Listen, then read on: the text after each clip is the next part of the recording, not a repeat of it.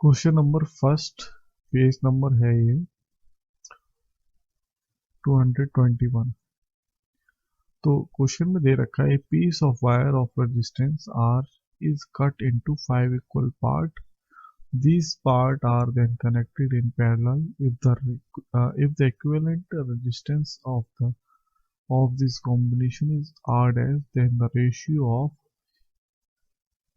R upon R dash is objective question है. इसमें से चार आंसर होंगे, चारों में से एक आंसर होगा. ठीक है, तो देख लेते हैं. एक सबसे पहले क्वेश्चन को समझ लेते हैं कि एक जो है वायर है उसका टोटल रेजिस्टेंस R है, उसको 5 पीस में बराबर टुकड़े कर लिए हैं. ठीक है, कितने हुए? 5 पीस यहाँ से बराबर बराबर टुकड़े कर लिए गए 5 उसके. तो जो टुकड़े करने के बाद उन 5 टुकड़ों को 5 पीसेस को उन्होंने पैरेलल जोड़ दिया है.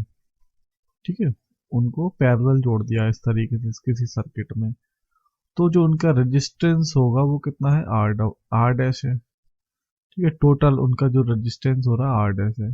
तो हमें क्या करना है? आर अपॉन आर डैश ये फाइंड करना है कि ये कितना होगा.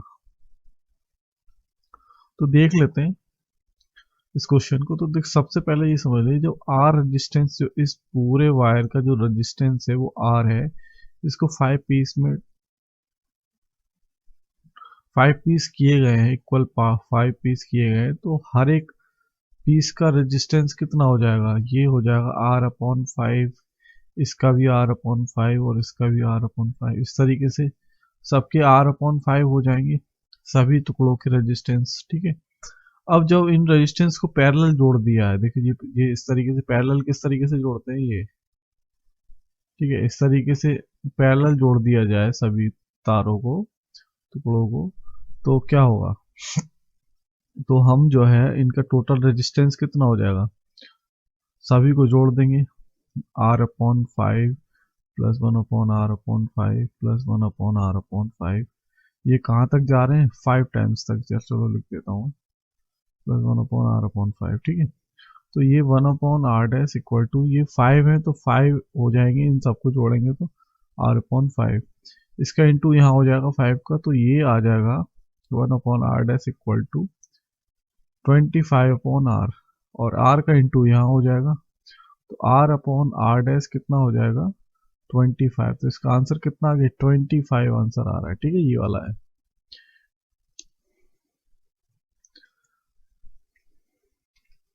क्वेश्चन नंबर सेकंड एक्सरसाइज का और पेज नंबर 221.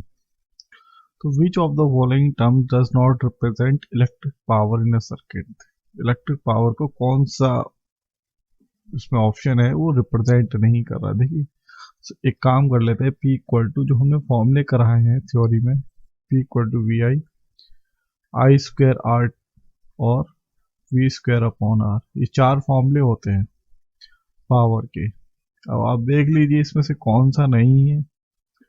वी आई भी है, वी स्क्वायर अपॉन आर भी है, आई स्क्वायर अपॉन, ये देखिए. अब यहाँ पर होता क्या है? आई स्क्वायर अपॉन आर होता है, लेकिन आई आर स्क्वायर नहीं होता है. तो कौन सा ऑप्शन नहीं है? ये वाला इसका राइट आंसर होगा कि ये ऑप्शन इसमें नहीं है. ठीक. Question number 3, an electric bulb is rated. Electric bulb है, देखिए सबसे पहले ये समझ, इलेक्ट्रिक बल्ब में जब इतना वोल्टेज 220 का वोल्टेज देते हैं, और उसमें क्या नाम है, उस पर लिखा हुआ है कि दो 220 वोल्ट उसके वोल्टेज चाहिए होते हैं, और 100 वाट का है वो, यानी कि 100 वाट वो इलेक्ट्रिसिटी कंज्यूम करता है.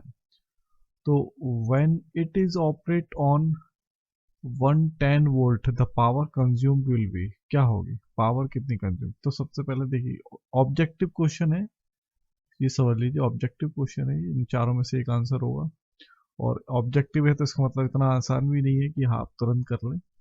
तो यहाँ पर इसमें सबसे पहले इलेक्ट्रिक बल्ब का जो वोल्टेज है वी वी वी कितना है? 220 वोल्ट और पावर है जो उसकी 100 वाट की पावर कंज्यूम कर रहा है।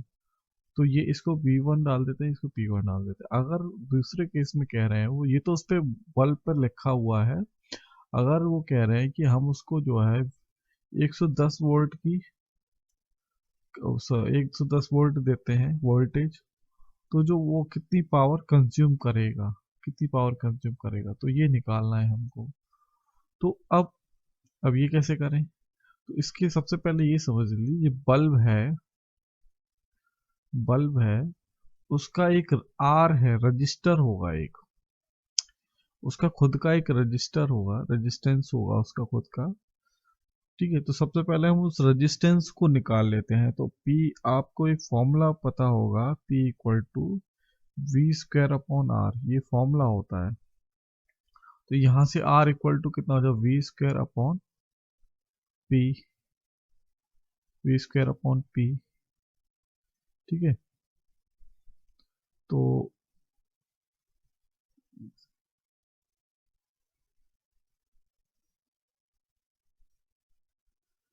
अच्छा, तो यहाँ पर हम इसी v, इसको v1 कर देते हैं, p1 कर देते हैं। तो r वैल्यू कैसे निकालेंगे? वी स्क्वायर यानी कि 220 इंटू 220 कर दिया, और यानी कि और 100 का डिवाइड दे दिया, 0 से 0 कर दिया, r से। तो जो r की वैल्यू निकल के आएगी, देखिए r की जो वैल्यू निकल के आ रही है, r कितना आ गया, 22 इंटू 22 ओम। ठीक है, अभी हम इसको ऐसी ज़्यादा कैलकुलेशन नहीं कर रहे हैं, अब इसको ऐसे ही रखते हैं। अब यहाँ पर हमें क्या निकालना है, देखिए P2 निकालना है। तो R का जो फॉर्मूला होता है, सॉरी P का जो फॉर्मूला होता है, P2 equal to V1 V2 square upon R। R same रहेगा, R दोनों ही केसेस में सेम रहेगा, क्योंकि ये क्या है, कांस्टेंट होता है, बताया था। R कांस्टेंट होता है, सेम रहता है, कभी बदलता नहीं है। तो इस केस में भी R सेम ही रहेगा।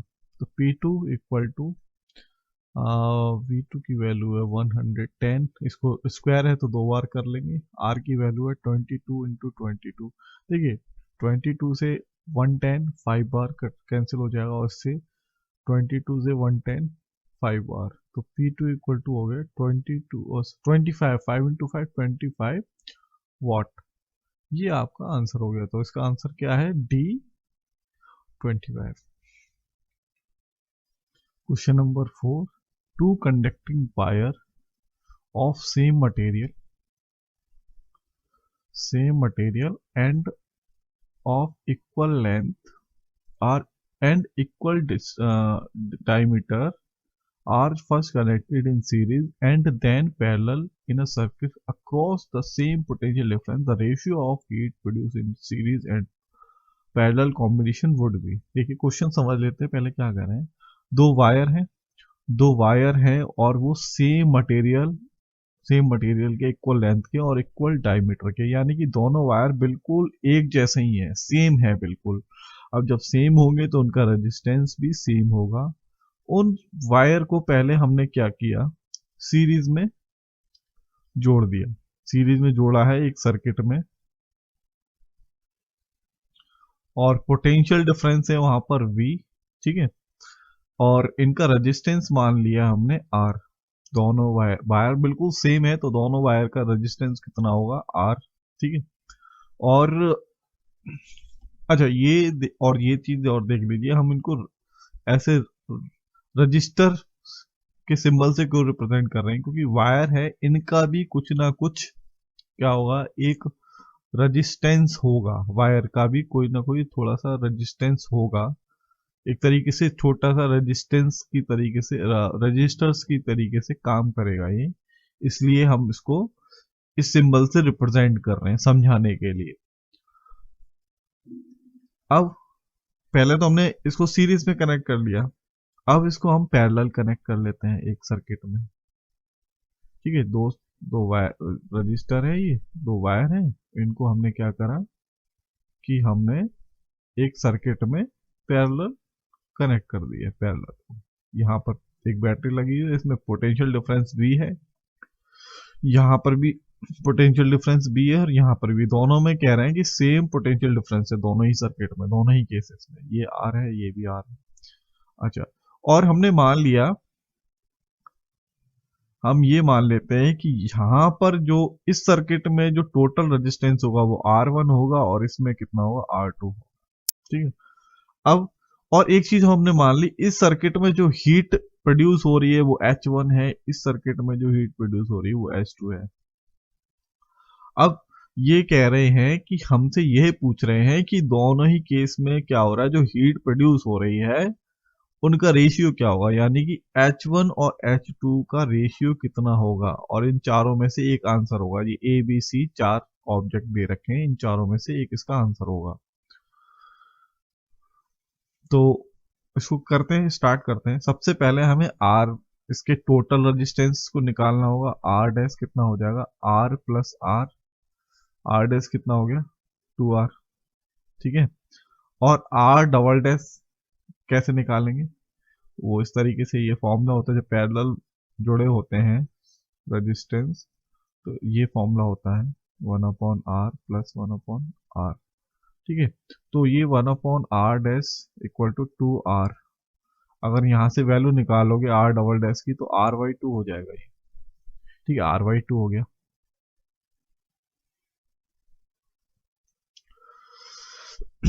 अब आगे इसको सॉल्व कर लेते हैं।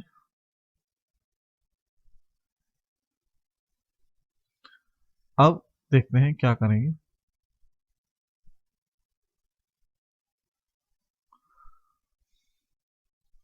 H का फॉर्मूला होता है V²T/R। एक ये फॉर्मूला होता है V²T/R।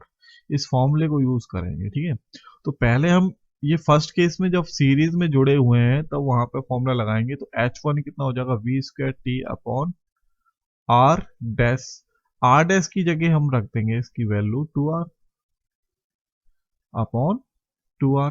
ये तो इक्वेशन फर्स्ट हो गई, इसको इक्वेशन फर्स्ट डाल दो। अगर हम H2 लगा दे दूसरे वाले में, दूसरे वाले सर्किट में ये फॉर्मूला लगा देते हैं, तो V²T अपॉन V²T अपॉन और R डबल डैश की डायरेक्ट में वैल्यू रख देता हूँ R/2। ये इक्वेशन 2 हो गई। तो इक्वेशन फर्स्ट में 2 से डिवाइड दे देंगे तो H1 अपॉन H2, अगर डिवाइड देंगे तो देखो V²T से V²T कैंसिल हो जाएगा, यहीं पर ही पता चल रहा है। तो ये आपका आ जाएगा, चलो पूरा कर देता हूँ मैं इसको, V²T अपॉन, एक काम करते हैं इसको, चलो ऊपर कर लेते हैं इसको, रहने दें, यहाँ छोड़ देते हैं। ठीक है, यहाँ पे कर लेते हैं।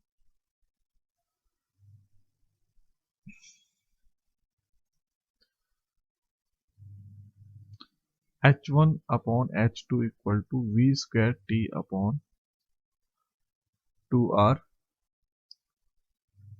V²T upon R/2। देखो V²T से V²T कैंसिल हो जाएगा और ये R/2 का इंटू कहाँ हो जाएगा, ऊपर, सबसे ऊपर चला जाएगा। तो H1 अपॉन H2 कितना हो गया, R/2 अपॉन 2R।